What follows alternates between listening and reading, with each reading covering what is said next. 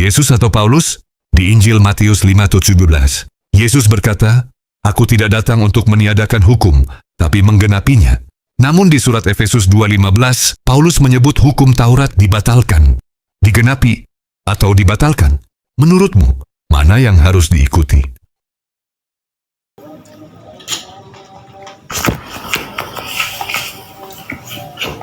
Halo, selamat malam. Selamat malam. Malam, Bang. Kristen atau Katolik? Kristen, puji Tuhan. Boleh kita ngobrol juga. Silahkan open cam dulu. Baik.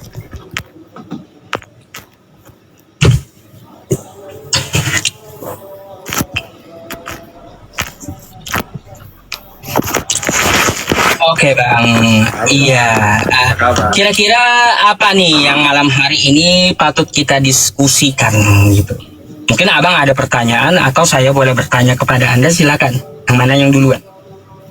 Saya ada baca ikut Paulus atau ikut Yesus. Kalau saya ikut Yesus, Bang. Pasti. Nggak ikut Paulus. Ikut Yesus, Bang. Kalau Paulus, Anda percaya nggak dia Rasul? Percaya. Tapi nggak ikut Paulus gitu. Saya mengikuti perkataan Paulus karena ada beberapa tulisan Paulus yang dia tujukan ke jemaat-jemaat, Bang. Otomatis itu tidak serta-merta menandakan bahwa kita semua harus ikut. Tapi yang pertama, dia itu pasti yang dia ajarkan pasti sesuai dengan apa yang Yesus lakukan. Nah, tadi Abang ada nggak ngelihat ketika saya sama pendeta tadi diskusi? Pendeta Suat tadi. Waduh, maaf Bang, saya baru join. Oh, baru join. Baik. Iya. Tadi saya menampilkan dari kitab Abang sendiri melalui kitab Abang, ya, ajaran Yesus seperti apa dan ajaran Paulus seperti apa. Seperti apa ya? Saya suruh pendetanya menjawab, ternyata nggak ada gitu. Nah, nih yang saya pertanyakan kepada pendeta tadi. Abang tolong perhatikan dulu ya. Saya bukakan dulu ininya. Baik. Ya, permasalahannya gitu. Mari kita kaji. Sabar.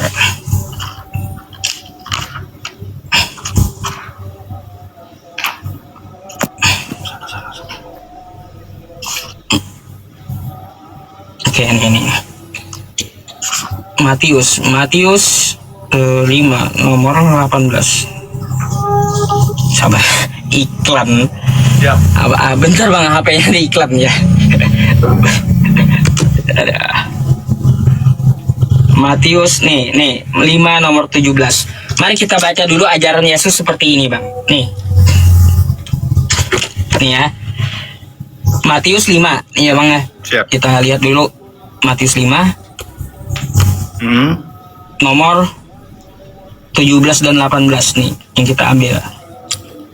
Janganlah kamu menyangka bahwa aku datang untuk meniadakan hukum Taurat atau kitab para nabi. Aku datang bukan untuk meniadakannya, melainkan untuk menggenapinya. Karena aku berkata kepadamu, kata Yesus, sesungguhnya selama belum lenyap langit dan bumi ini, satu iota atau satu titik pun tidak akan ditiadakan dari hukum Taurat sebelum semuanya terjadi. Ini ajaran Yesus, oke? Ya. Taurat tidak boleh batal, tidak boleh ditiadakan, tapi harus digenapi. Oke? Siap. Baik. Sekarang kita lihat ke ajaran Paulus. Nih, di 2 Efesus.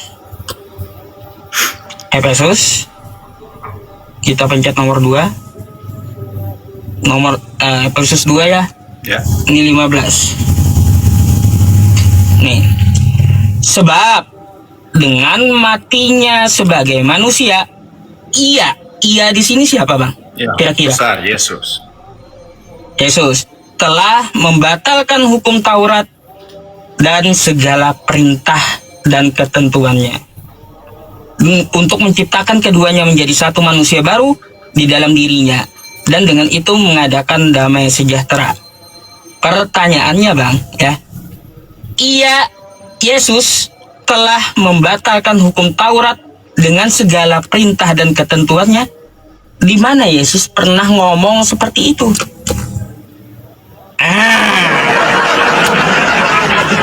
Itu yang saya tanya. Ini Bang, Rasul Paulus dia menulis tulisan-tulisan, tentu dia menulis ke tempat-tempat, ke jemaat-jemaat tertentu, Bang.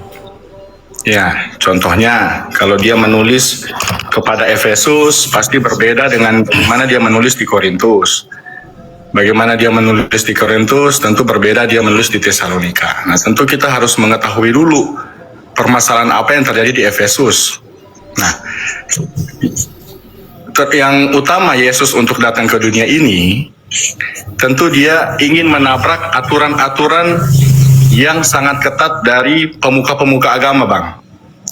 Dari Sanhedrin, karena mereka ya, contohnya harus disunat, tanya Bang ya. Misalnya, harus disunat. Nah, jadi di zaman orang Yahudi, sunat itu yang bisa masuk surga itu hanya orang yang bisa bersunat.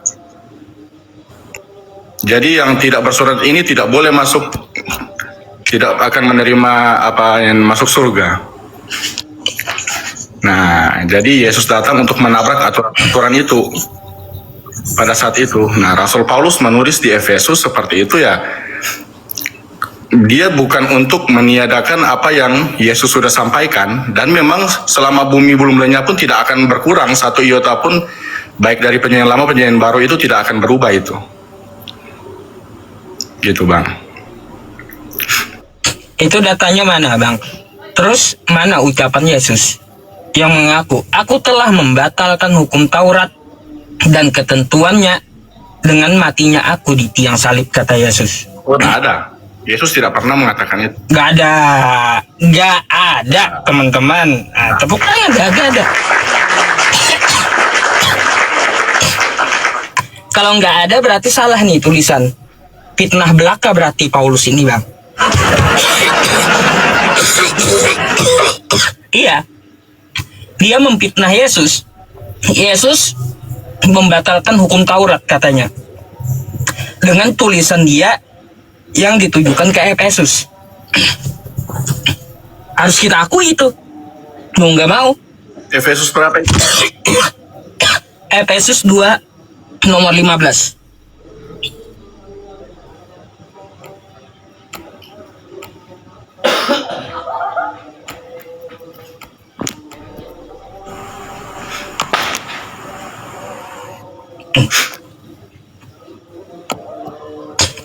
Mau nggak mau kita harus bilang bahwa Paulus itu memfitnah Yesus gitu. Karena Yesus tidak pernah membatalkan hukum Taurat. Makanya judul saya ini, Bang, ikut Paulus atau ikut Yesus. Nah, gini, Bang. Nah, Hukum-hukum Taurat kan itu bukan berarti hanya yang 10 hukum. Kalau kita bisa lihat di perjanjian lama, betul.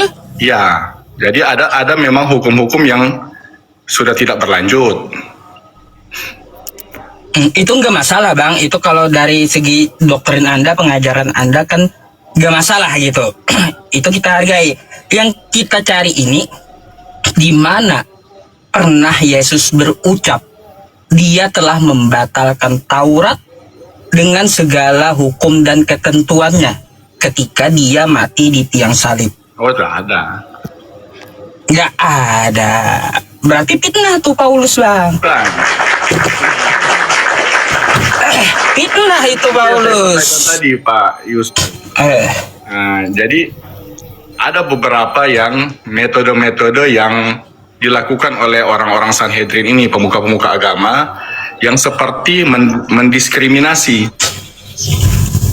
Nah, jadi Yesus datang, jadi untuk menabrak aturan-aturan semuanya itu. Contoh yang saya sampaikan tadi mengenai aturan sunat. Nah, itu ada disampaikan itu. Jadi bukan 10 hukum bukan yang Paulus sampaikan ke Efesus, bukan mengenai yang 10 hukum itu yang saya sampaikan tadi. Ya, gini, Bang, bagaimana kalau nggak ada no problem, Bang. Kita kan juga tidak akan memaksakan jawaban kayak gitu. Tapi direnungkan lah. Artinya apa? Pengajaran dengan ajaran Yesus dan Paulus ini beda gitu, Bang. Nggak beda. Tabrakan dia. Nggak beda, Bang. Nggak mungkin beda. Karena Paulus ini sebagai perantara, karena dia kan mendapatkan ilham dengan Yesus. Jadi itu yang dia sampaikan. Contohnya Paulus ini ke Efesus ini dia tidak datang ya. Dia menulis surat. Nah, dia menulis surat ketika ada namanya itu. Ketika dia berada di satu jemaat dan ada orang yang datang ke jemaat tersebut, sehingga Paulus meminta untuk orang ini untuk memberitahukan ke jemaat Efesus. Jadi Rasul Paulus ini memberitakan berdasarkan apa yang terjadi di jemaat-jemaat itu, Bang. Bang, bukan cuma itu saja yang bertabrakan. Ada lagi yang lain. Monggo. Antara Paulus dan Yesus ini. Boleh, Pak. Yang mana lagi, Bang? Dalam Lukas 2 nomor 23, di situ sesuai adat Yahudi, Yesus itu kan disunat, betul nggak, di hari ke-8. Sekarang coba Anda lihat ajaran Paulus dalam Galatia 5 nomor 2. Coba dibuka.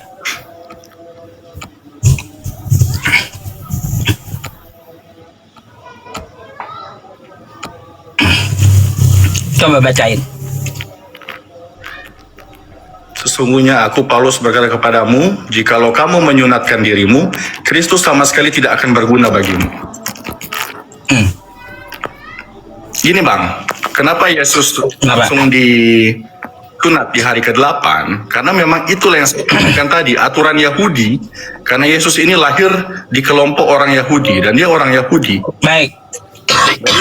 Jadi Yesus mengikuti tradisi orang Yahudi pada saat itu. Jadi mau nggak mau, ketika dia masuk hari ke-8 dia langsung disunat, Bang. Nah, itu yang saya sampaikan tadi. Abang tahu nggak? Siap. Abang tahu nggak? Siap. Sunat itu perjanjian siapa? Sunat, wah izin saya nih.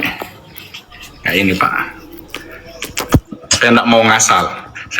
Saya lupa. Minta maaf. Belum tahu. Ya.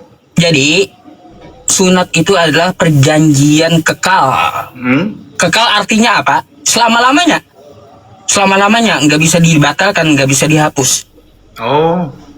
Perjanjian kekal dari Abraham dengan Tuhannya. Coba lihat kitab Anda. Di Kejadian 17, coba Anda buka.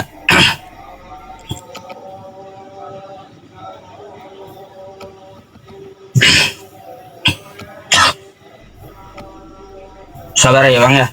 Iklan nih ada, aduh. Nomor 2.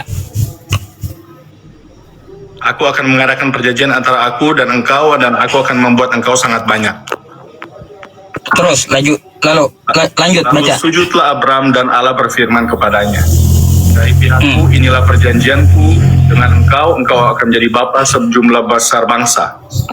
Kelimanya. Karena itu namamu bukan lagi Abram, melainkan Abraham, karena engkau telah kutetapkan menjadi bapa sejumlah besar bangsa. 6-nya. Aku akan membuat engkau beranak cucu sangat banyak, engkau akan kubuat menjadi bangsa-bangsa, dan daripadamu akan berasal raja-raja. Nah, 7-nya. Aku akan mengadakan perjanjian antara aku dan engkau, serta keturunanmu turun-temurun menjadi perjanjian yang kekal, supaya aku menjadi Allahmu dan Allah keturunanmu. Nah, terus baca aja.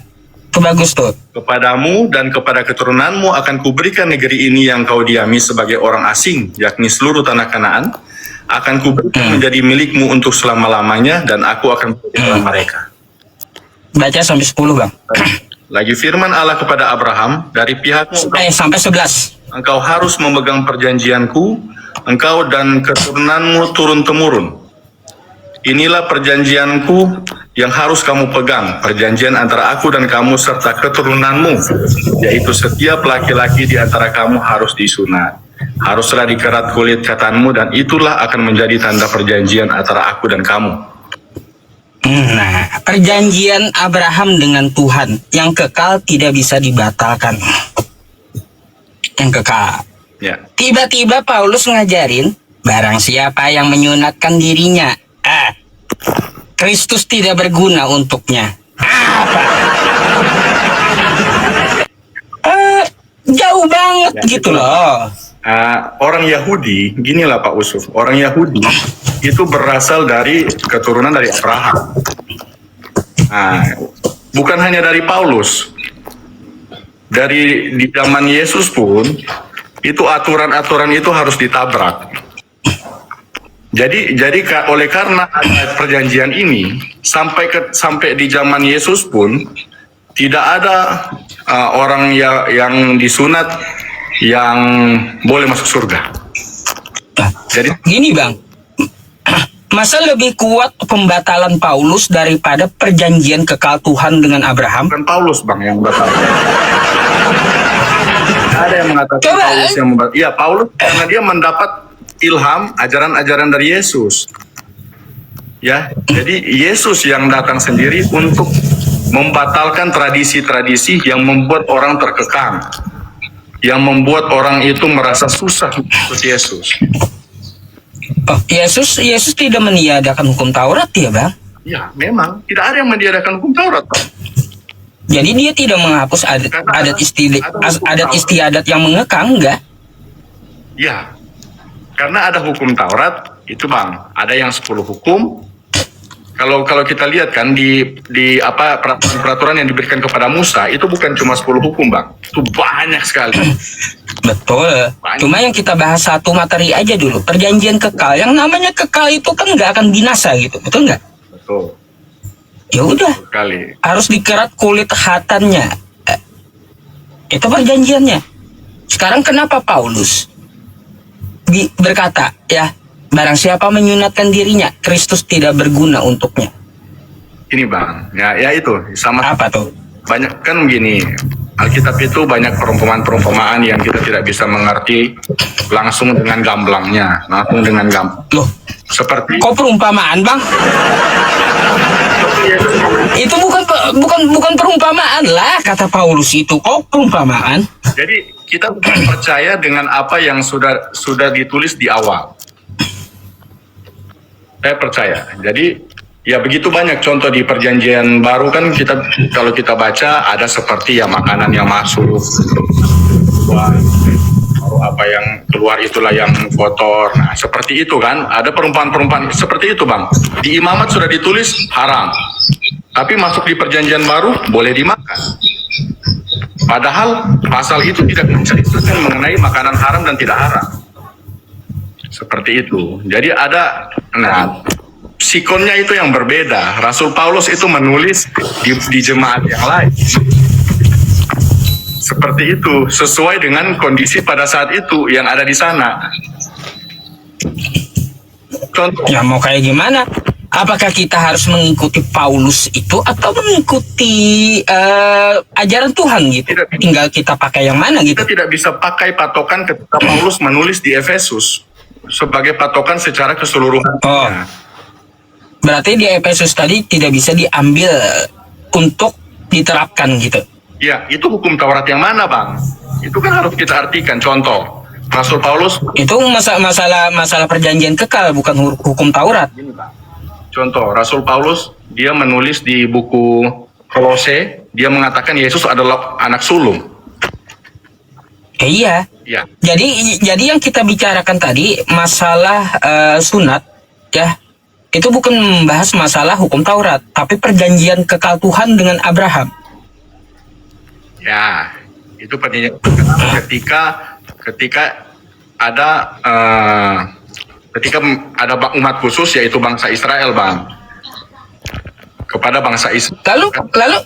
Lalu kenapa ya Paulus berkata, barang siapa menyunatkan dirinya, Kristus tidak berguna untuknya? Apa dasarnya dia berkata kayak gitu? Bang, karena pemuka-pemuka agama ini menggunakan yang seperti ini untuk mendiskriminasi orang-orang. Oh, kamu tidak disunat, kamu tidak boleh masuk surga. Oh, kamu sunat, hanya kamu yang boleh masuk surga. Kamu tidak disunat. Sama seperti hanya orang Yahudi yang masuk surga, non-Yahudi tidak masuk surga. Itu, Bang. Jadi pada saat Susah bang, betul susah. Mau yang mana yang kita ikuti kan kayak gitu. Masalahnya bertentangan gitu loh bang. ini, Bang, sama seperti Petrus kan yang ketika dia mendapatkan mimpi. Ketika dia mendapatkan mimpi, Petrus ini tidak boleh membeda-bedakan mana yang orang Yahudi, mana yang orang non-Yahudi. Semuanya ini sama di mata Tuhan. Nah, itulah maksud sunat menurut Rasul Paulus. Jangan kita membeda-bedakan hanya karena kamu mau masuk surga disunat, tidak bisa. Karena sunat ini Kita ini untuk kebersihan dan lain sebagainya, untuk kesehatan. Namun jangan sebagai patokan kita ini harus masuk surga hanya untuk harus disunat. Itu maksud Rasul Paulus. Dan itulah yang seperti yang diberikan kepada Petrus. Itu kan doktrin dari abang gitu, doktrin dari abang. Tapi kan perjanjian kekal dari Tuhan dengan Abraham itu tidak bisa dibatalkan atau ditiadakan. Kekal, namanya kekal itu abadi gitu loh. Harus disunat, dikerat kulit khatannya. Gitu. Gini bang, ini kan yang diberikan karena Abraham ini sebagai leluhur bangsa Israel. Sebagai leluhur bangsa Iya. Israel. Dan ini sunat. Dia juga leluhur Ismail, sama bang. Ya. Jadi kalau masalah Israel itu kita merujuknya dari Yakub. Kalau kita berbicara Israel dari Nabi Yakub, di tempat kami Nabi gitu. Nabi Yakub dan keturunannya ke bawah. Betul. Nah itu kita berbicara Israel. Tapi ini perjanjian kekal Abraham yang non Yahudi. Ya. Nah itu, makanya bang, aneh aja Paulus nih. Ini Abraham dengan Allah, karena dia ingin membuat banyak keturunan. Banyak keturunan ini yaitu ya bangsa-bangsa Israel. Dan ini pertanyaannya bang, pertanyaannya gini bang, apakah abang sudah sunat? Sunat. Ya, bagus lah gitu. Ya. Tapi kalau abang sunat, Yesus nggak berguna buat Anda bang. Loh, itu kata Paulus kan. Kalau abang sunat, Yesus nggak berguna buat abang. Gak jadi Yesus nebus dosa buat abang. Gak ada gunanya Yesus itu.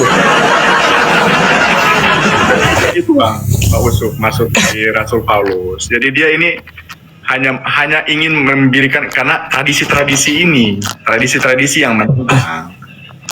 Bayangkan Pak, kalau misalnya tradisi itu masih tetap ada sampai sekarang, orang-orang yang tidak memiliki fasilitas, orang-orang yang ada di hutan yang tidak bisa sunat, apakah mereka tidak bisa masuk surga? Iya kan? Jadi tradisi-tradisi seperti itu yang ditentang. Karena di zaman Efesus ini pemuka-pemuka agama ini sangat keras, sangat diskriminasi, sehingga dia dengan mengatakan seperti itu. Coba nih bang, saya bukakan ya ayatnya. Siap. Ya, sesungguhnya aku Paulus berkata kepadamu, jikalau kamu menyunatkan dirimu, Kristus sama sekali tidak akan berguna bagimu. Sambung lagi lah bang hurufnya. Kalau abang sunat nggak berguna bang, Yesus buat abang, ayo gimana? Sunat ataupun tidak sunat, kita tetap berguna bagi Yesus bang. Lah berarti salah nih Paulus. Itu dia katakan karena pada saat itu Rasul Paulus, karena pada saat itu di jemaat Efesus terjadi diskriminasi bang. Jadi iya. Walaupun kamu menyunat, bukan berarti Kristus sama bagimu, karena tergantung hatimu. Apakah walaupun disunat, tapi kalau hatimu tidak berguna bagi Tuhan, ya itu percuma. Kamu tidak mau melayani Tuhan, percuma walaupun kamu disunat. Itu maksudnya bang. Aduh, pasang kulup ayam bang. Iya, pasang kulup ayam aja udah supaya berguna lagi. Kan gitu aja gitu. Surat Rasul Paulus ke jemaat Efesus. Harus mengerti apa yang terjadi di jemaat Efesus saat itu. Apa yang telah terjadi, apa yang terjadi di Tesalonika, kita harus mengerti. Ya, apa yang terjadi di Korintus, kita harus mengerti. Kalau misalnya kita baca pun Filipi bang, atau Kolose saat ini, Paulus bilang Yesus itu anak sulung bang. Paulus bilang juga, Yesus itu hamba Tuhan. Ya. Sepakat nggak? Oh, dia sebagai perantara. Bukan, kata Paulus hamba Tuhan dia. Ya, dia sebagai perantara. Enggak percaya nih. Saya percaya. Ini saya tampilkan sama abang, nggak apa-apa. Oke. Saya tampilkan sama abang. Nih. Nanti abang nggak percaya. Deh. Abang baca sendiri dah.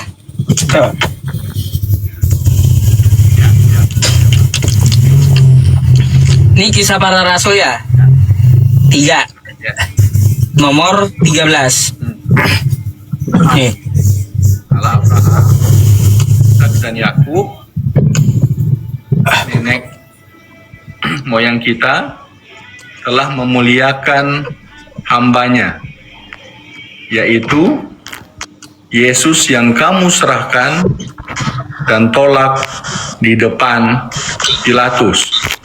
Walaupun Pilatus berpendapat bahwa ia harus dilepaskan.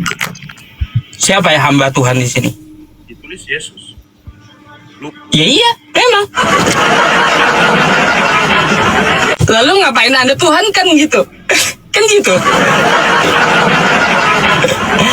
Gitu Bang, kata Paulus juga seperti itu. Yesus itu hamba Tuhan, ngapain dituhankan gitu? Kisah Para Rasul kan ditulis Dr. Lukas Bang ya. Iya, Kisah Para Rasul 3 nomor 13. Nah, Dr. Lukas kan menulis mengenai pada waktu itu pelayanan mengenai Paulus. Bukan cuma Dr. Lukas, bukan cuma Tabib Lukas. Coba Abang juga lihat ke catatan Matius, judul perikop. Ada juga Yesus hamba Tuhan. Nih. Tapi perikop ya, kalau ini Alkitabnya di ini saya iPad saya ini nggak terlihat judulnya. Bentar saya bukakan di laptop. Matius 12. Bisa dilihat di buku gitu. Matius 12 nomor 15.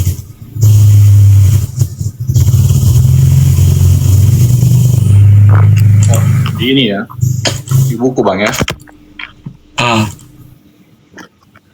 Di buku boleh. Coba judul perikopnya apa tuh Bang?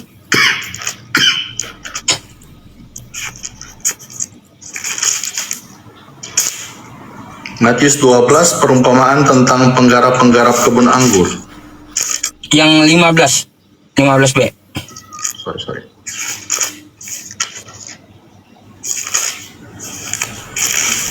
Matius 12 ayat 15. Yesus hamba Tuhan. Nah, kan? Kan itu judul perikopnya. Matius juga ngomong hamba Tuhan. Ngapain dituhankan? Kan gitu. Yesus kan datang ke dunia. Atau Paulus juga bilang, dia kan menjadi memiliki misi untuk keselamatan manusia. Dia menjadi perantara antara Allah Bapa dengan manusia. Ya kan? Jadi Paulus bilang di buku Kolose bahwa itu adalah Yesus itu, kalau kita melihat melihat Yesus sama dengan kita melihat Allah. Ya kan? Jadi ketika Yesus diberikan tugas atau untuk menyelamatkan manusia, ya, dia di dunia ini sebagai hamba Tuhan yang bekerja di bumi ini untuk menyelamatkan manusia. Ya, kalau sudah jadi hamba nggak mungkin Tuhan Bang.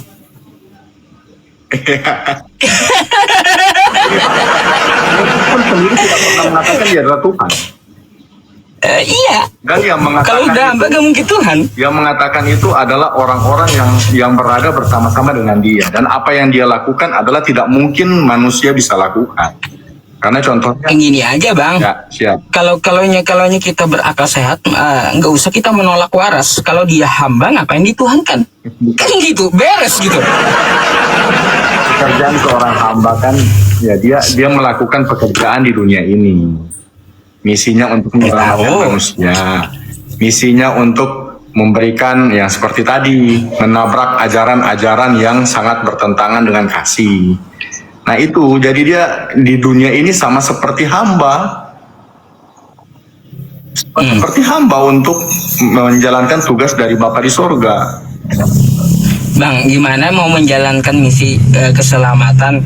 Dia aja kagak selamat Bang sama tentara Romawi itu. Oh iya, karena itu tugas misi dia Bang.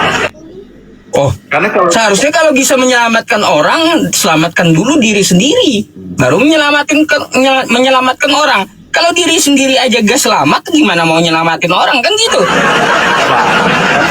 dari zaman bangsa Israel Kalau mereka mau bertemu dengan Allah, kalau mereka mau bertobat, mengakui dosa, mereka harus mempersembahkan domba yang tidak bercacat, Pak.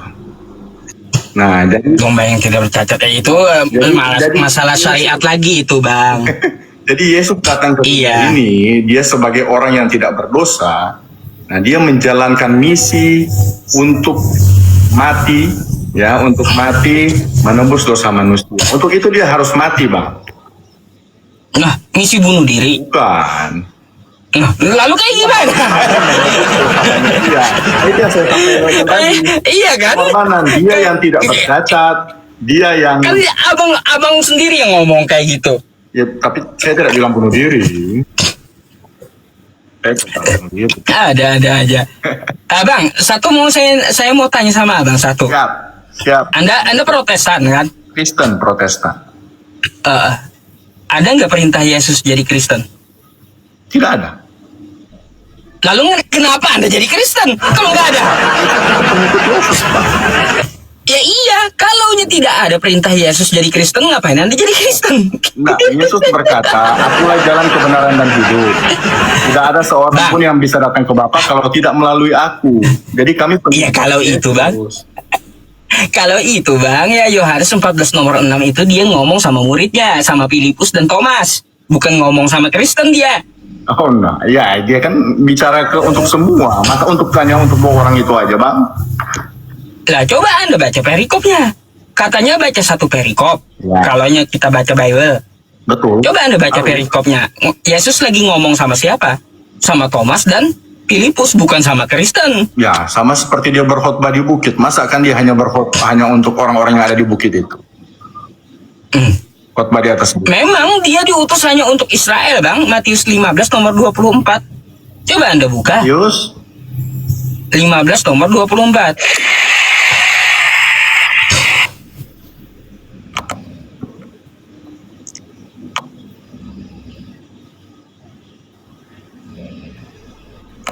jawab Yesus, aku diutus hanya kepada domba-domba yang hilang. Ya, domba-domba yang hilang Dari umat Israel. kan nggak ada di luar Israel. Itu kan satu perikop, Bang, perumpamaan. Makanya kan dia kan sementara bertemu dengan seorang wanita, Bang. Baik, lagi-lagi perumpamaan. Kalau abang ngelesnya itu perumpamaan, buka Matius 10 Nah, nomor Bang, 5 sampai kita 6. selesaikan dulu yang pasal itu, Bang. Baik. Biar selesai. Baik, nggak apa-apa, silakan selesaikan. Ayat berikutnya kan dikatakan bahwa tetapi perempuan itu mendekat dan menyembah dia sambil berkata, Tuhan, tolonglah aku. Kan? Baru ayat berikutnya, Yesus menjawab, tidak patut mengambil roti yang disediakan bagi anak-anak dan melemparkannya kepada anjing. Ya kan? Kata perempuan itu benar, namun anjing makan remah-remah.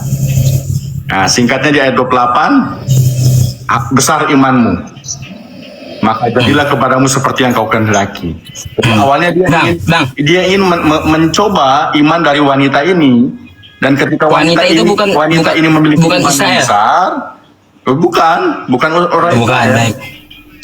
Dan dia memiliki iman yang besar, ya Tuhan Yesus bilang, besar iman, pergilah dan jadilah seperti yang kau kehendaki. Bang, Seperti itu. coba lihat, itu kan ada wanita di luar Israel, kan gitu. Dia menyembah Yesus nggak tuh? Dia menyembah Yesus. Menyebut Yesus Tuhan nggak? Ya, Tuhan tolonglah aku.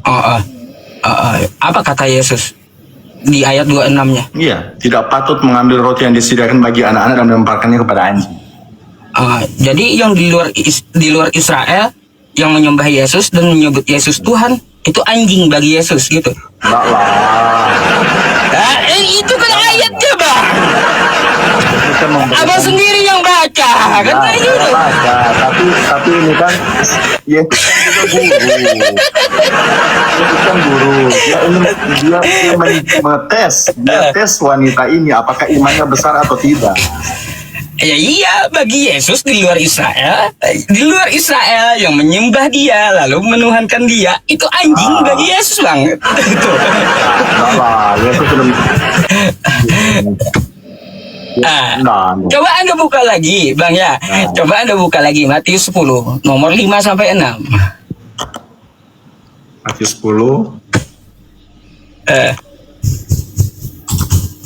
Terus Nomor 5 sampai 6. ke-12 murid itu diutus oleh Yesus dan ia berpesan kepada mereka, janganlah kamu menyimpang ke jalan bangsa lain atau masuk ke dalam kota orang Samaria, melainkan pergilah kepada domba-domba yang hilang dari umat Israel.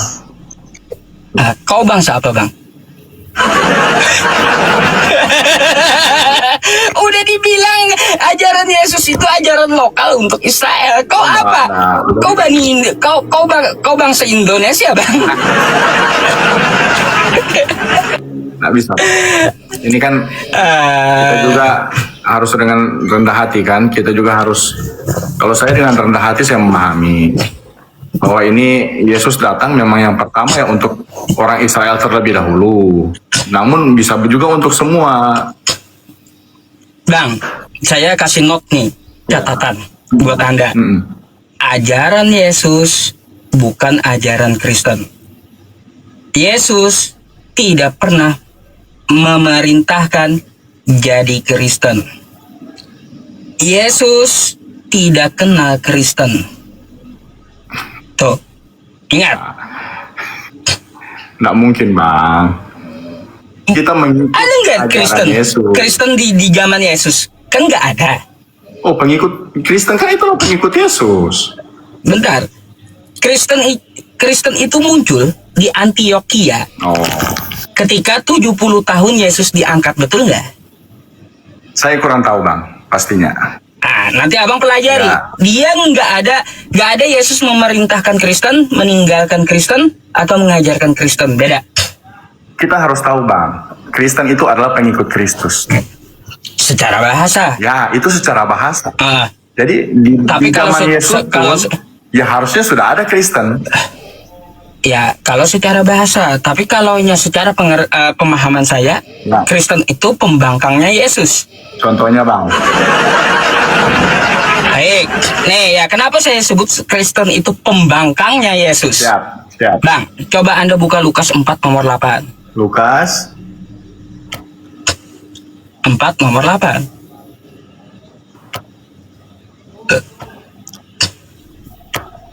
empat nomor. 8. Siap, saya baca, Bang, ya. Tetapi Yesus berkata kepadanya, ada tertulis, engkau harus menyembah Tuhan Allahmu dan hanya kepada Dia sajalah engkau berbakti. Yes. Sekarang saya tanya, abang nyembah siapa? Allah. Tuhan Allah. Bukan Yesus. Yesus itu adalah Allah. Bentar dulu, Bang. Bentar dulu. Siap, Pak Musul. Siap. Bang, di situ gak ada Yesus mengatakan sembahlah Allah yang di dalam diriku, gak ada. Gini, Bang. Anda mau tambah-tambahin gitu? Siap. Yohanes kan gini, Bang, saya sampaikan tadi, Yesus tidak pernah mengatakan dia adalah Allah.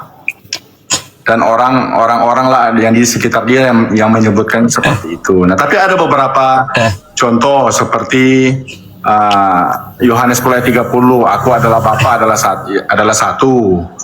Baru beda pengertian barang itu, kan? siapa sudah melihat aku, bahwa dia juga sudah melihat Bapa. Yang seperti itu. Dan Yohanes 10:30 itu Yohanes 10:30 itu, Bang. Siap. Yohanes 10:30 itu maksudnya satu hakikat pribadi gitu. Oh, enggak. Aku adalah Bapa. Terus apa yang satu? Satu apa dia? Satu Allah, Bang. Gini, Bang. Oh, Tuhan. Kenapa kami percaya Yesus itu adalah Allah? Karena tidak ada manusia, tidak ada ciptaan yang bisa menembus manusia, Bang. Yang bisa yang bisa menyelamatkan manusia dari dosa. Gitu. Tidak ada manusia yang bisa mengampuni dosa, Bang. Bang, Ya. abang sudah tahu tidak ada lisan Yesus mengaku aku adalah Allah, nggak ada kan kayak gitu? Ya karena kalau dia seperti itu, saya Tuhan, tolong sembah saya, itu bukan Yesus namanya, Bang. Itu adalah kesombongan yang keluar dari Yesus.